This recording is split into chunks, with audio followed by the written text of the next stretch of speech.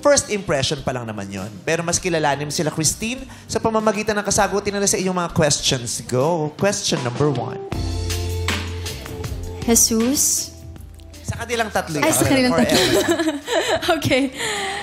Anong gagawin Nangumpisa, mo? Jesus. Ang Mangumpisa mga po. naging kasalanan ko po ay... Sorry, Jesus. Anong gagawin mo kung isang araw gumising ka nang may nararamdaman ka na sa kaibigan mo? Well, for me, it really takes courage na aminin talaga yung feeling mo sa isang tao. And I will take that courage para sabihin yun sa kanya. Kasi una sa lahat, kapag mahal ko na yung isang tao, ayoko na siyang pakawalan at handa akong ibigay ko sa kanya yung mundo ko. Matapang ka ba sa ganun? Hindi I think so. Hindi ka mahihirapan. Kasi maraming tao na ganyan yung may kaibigan ka, tapos di ba, yung okay naman kayong kaibigan, tapos yung ay parang... Ayan. Tapos katrabaho mo siya. Sa'yo, walang kahirap-hirap yun. Sasabihin, pagising mo, I will have this courage. Alam mo, friend, may feeling, ganun lang kadali sa'yo yun. Walang paghihirap. Siguro naman kasi na-build naman kasi yung feelings ko over time. Hindi naman siya feelings na kaagad-agad nararamdaman ko. So, yung period na yon sa tingin ko, kinuha ko na rin yung, in a way, yung lakas ng loob ko para umamin at magsalita sa taong yun. Eh, paano kung umiwas na siya sa'yo? Well, ang importante is na-express ko yung sarili ko. If she will be given me the chance to prove to her na mahal ko siya at pakilala ko yung sarili ko sa kanya, then so be it. Ibibigay ko po yung sarili ko. Maraming salamat, Jesus, sa iyong pagpapala ngayong araw na ito. Paulos, ikaw naman. Nag-gets mo yung tanong, Paulos? Slight lang. Can you... What will you do if one day you will wake up realizing that you are so deeply romantically in love with your friend?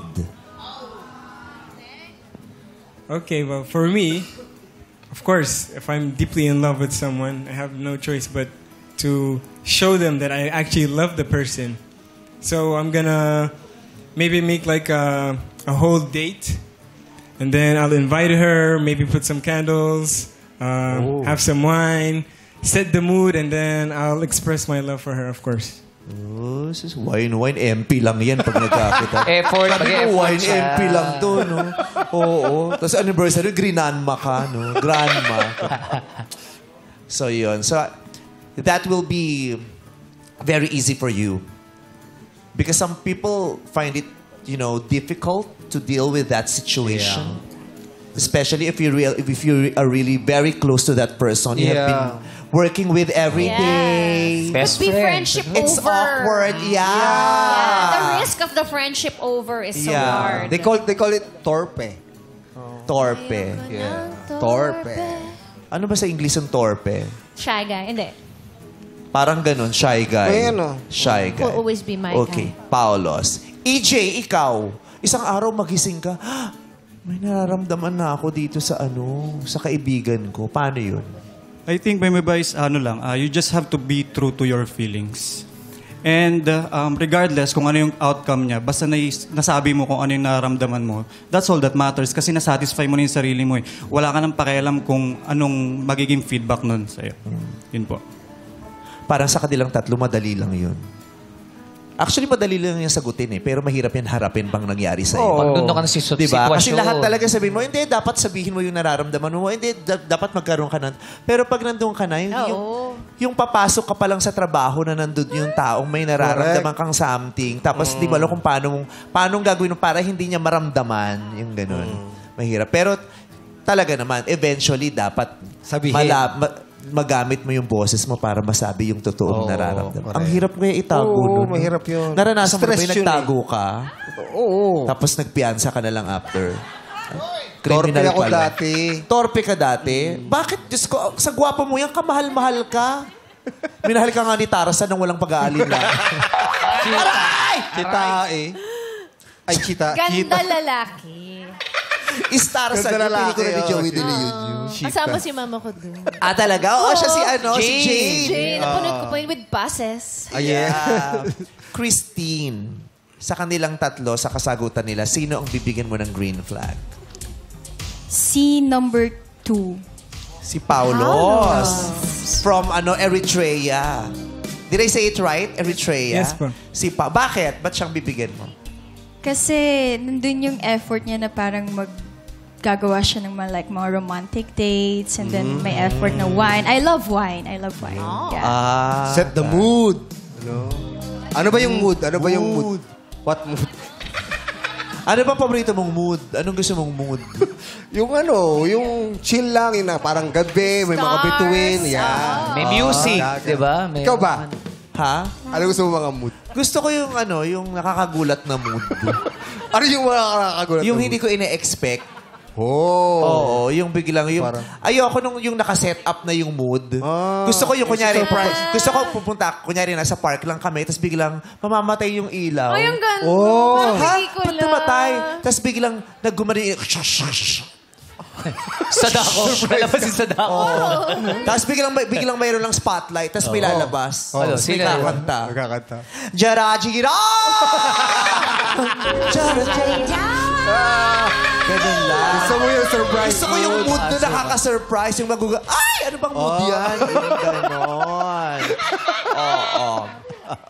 So, si Paulos ang binigyan niya ng first green flag. Congratulations, Paulos. Christine, ano yung pangalawa mong tanong? Kung mag-asawa na kayo at wala na kayong spark, ano ang gagawin mo? Kung mag-asawa na kayo. Kasi di ba, may mga boyfriend at saka mga girlfriend na pag tinanong mo, ba't kayo naghiwalay? Kasi na-realize namin, nawala yung spark. So naghiwalay sila kasi wala ng spark. Pero ang tanong niya, kung mag-asawa na kayo at maramdaman yung wala ng spark, anong gagawin mo? Magbayad kasi kayong kuryente para... Jesus. Una sa lahat, I will go back to the moment na nagsumpaan kami sa harapan ng altar.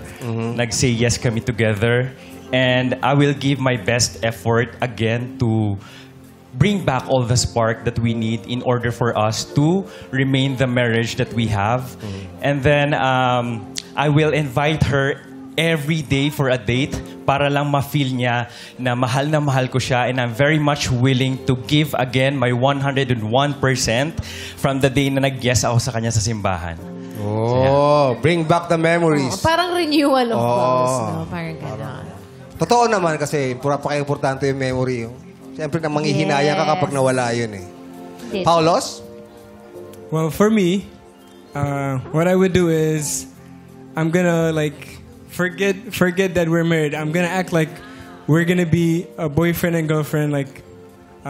Pwede ka magligaw, ganon. So I'm gonna be getting her flowers every day. It's like I'm gonna try to win her heart every day, like how I tried to win her heart when I was getting her as a girlfriend. So I'm gonna get her flowers, say good morning text, call her beautiful throughout the day, even as soon as she wakes up. So it's like I will never lose the spark. I'll just keep on renewing our love for each other. Ang romantic ni Oh, Paulus. babalikan niya yung dati na parang first time. Niligaw ulit. Yes. Niligaw. Tama. Ichi. Ako, Mimi Vice, product kasi ako ng broken family. So, na-witness ko na nawalan talaga ng spark yung love ng parents ko. And siguro, ang sagot dyan is, mahirap i-maintain yung spark. Pero if you will continue to choose that person kahit hindi na siya kapili-pili, feeling ko mag-workout pa siya eh. Oh. Kasi di ba vow yun? Nawala rin si Jong. Kanya-kanyang patawag yun. Kasi di ba pag kinasal kayo, may vow eh. Di ba? Kaya nga sinasabing, in sickness and in health, till death do us part. Yes. In richer and in poorer. Richer, Di ba? poorer. So dapat ilaglag doon, meron o walang spark. Tama. Pwede. Di ba? May lambing man o wala, may kilig man o wala. Kasi it's a vow, it's a promise. Yes. Kaya maraming mag-asawang may ganyan na ngayon. Yung parang wala ng spark, pero they keep the promise. Not just for themselves, for themselves, but for the entire family, for the kids. Diba? Kasi it's a vow. I'm not saying na dapat ganun ha, diba? Pero maraming taong yun ang pinangahawakan because we're keeping the vow. Oo. Na wala lang spark. Mabuting ama naman to. Mabuting asawa. Wala lang spark. Di na nakakilig. Pero I will stay. Nakarinig na ako niya, companionship. Companionship. Ganon, yeah. But why? Diba? But bring back the spark. Yeah, bring back the spark. That love. Try to bring back the spark. So yun, may mga kanya-kanya silang opinion. Christine, sinong bibigyan mo ng green flag? I would go for Jesus. Jesus. Si Johnny, tumaas yung kamay. Sa paano pag mamaya pinili mo si Jesus, sasabihin, Christine, sumama ka na kay Jesus. Sure ka ba? Si Jessie. Sundin niyo ang liwanag, sumama ka kay Jesus. So si Jesus ang pinipili mo this time. Yes. Congrats, Jesus! Last question, Christine. Paano mo ipapakilala ang girlfriend mong sexy star? Good question. Kunyari, tanong, kita ka sa magulang ba yan? Saan ipapakilala? Sa lahat? Sa PTA, Yes, PTA officer. Sa mga PTA parents. Sa officer. parents. Parents, friends. Oo. Jesus, paano ipapakilala sa parents mo ang girlfriend mong sexy star? Well, as someone who came from a very conservative family, siguro magsiset up ako ng dinner for both, for my family and for her. Kasi para kahit paano, i-brief ko yung family ko that I have a sexy star girlfriend and I'm very much willing to give my all to this person and that's why I'm bringing her to you, to my family. So gusto ko siya ipakilala sa kanila ng maayos. Paano pag Yeah. may isa dong chumika ng, ba't naman sa dinami-dami, ba't sexy star ginawa mo? Yung humitad ng gano'n, anong sasabihin mo? Well, for sure, maintindihan po yan ng aking pamilya kung ano man ang Hindi nga, kaligayahan. kunyari, hypothetical. Alright. Diba? Paano pag may isang hitad nga na nagsabi, bakit naman sa dinami-dami? Ganyang tono. Ba't sa dinami-dami, sexy star naman ginawa mo? Yung ganon. Sa kanya ko kasi nakita yung pagmamahal na hinahanap ko sa isang babae. At sa kanya ko nakikita na magbubuo kami ng future together. That's why I'm bringing her to you para ipakilala ko siya sa inyo. Ganon. Okay. Thank you, Jesus. Paulos. Well, for me, it's almost similar. I also was raised in a conservative house, so my parents are very religious. But they're also open. So as long as they know that she loves me and I love her, they're gonna support me no matter what.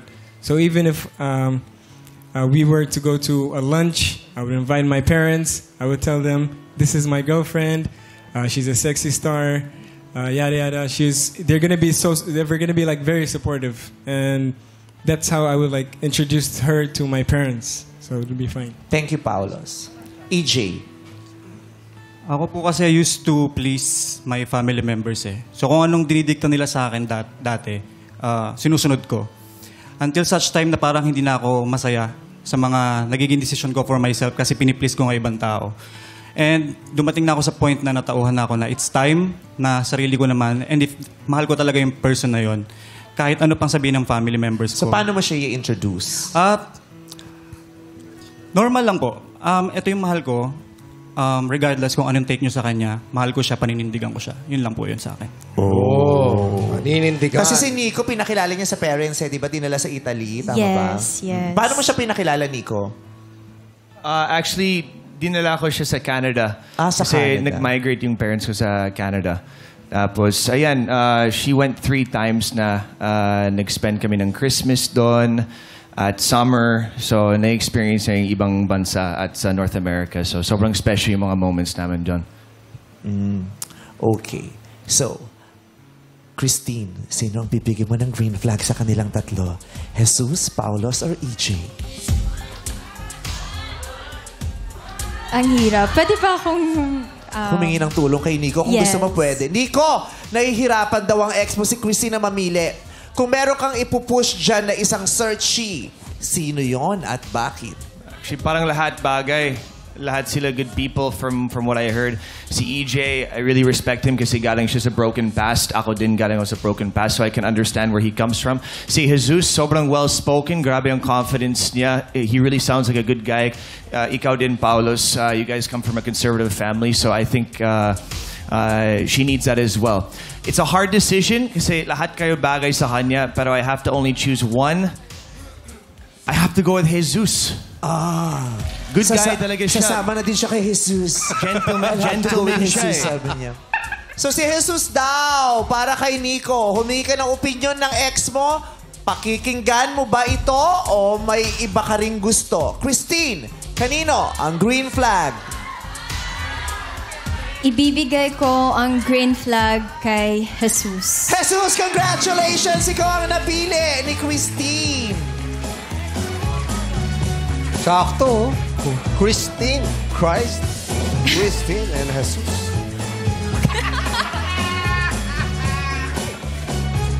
Okay.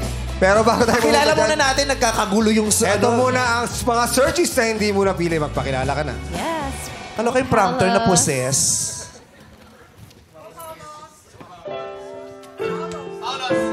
Paulos? Paulos, can please you- meet Christine.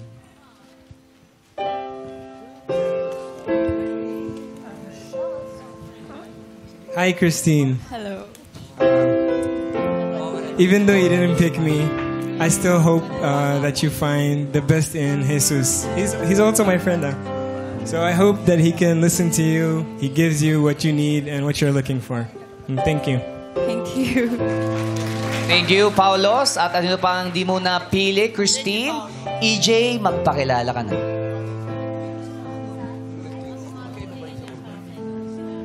Hi, Christine.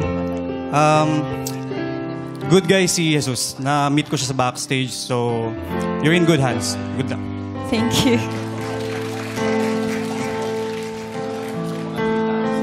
Wait lang, Jesus. May sasabihin muna si Nico kay Christine. Pakinggan natin.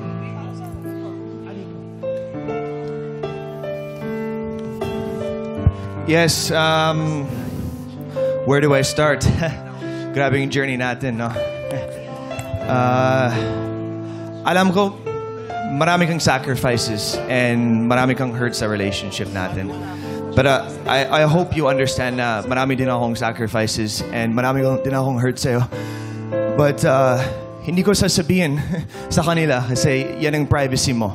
Hindi ko sasabihin sa buong Pilipinas kasi that's your privacy. And I don't think it's fair to say that about you. So I hope that you find somebody that treats you well and loves you and is honest with you and is a better man than I ever will be. So, I always will love you, Bella. Mahal kita. And I wish you the best. I really do. You know, I'm sorry from the bottom of my heart. Salamat, Nico, pero pinili niya na si Jesus. May sasabihin pa sa'yo si Christine, Nico. Nico? Thank you for sharing yourself to me with 2 years. I will always be grateful for you and palagi kong tatandaan lahat ng mga tinuro mo sa akin. Ikaw yung first boyfriend ko and thank you sa love, sa lahat. Sa lahat-lahat. Thank you. Thank you very much, Christine. Nico, anong gusto mong sabihin kay Jesus? Pwede ka lumapit sa kanya. Okay. At humingi ng tawad kay Jesus.